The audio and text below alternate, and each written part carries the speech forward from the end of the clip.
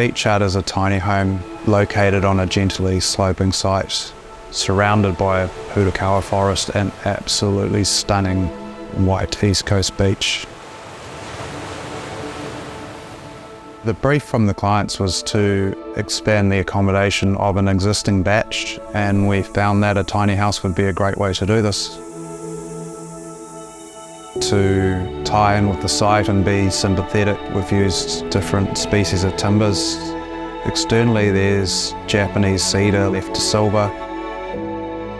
Internally we've used poplar plywood for the lightweight nature of the material.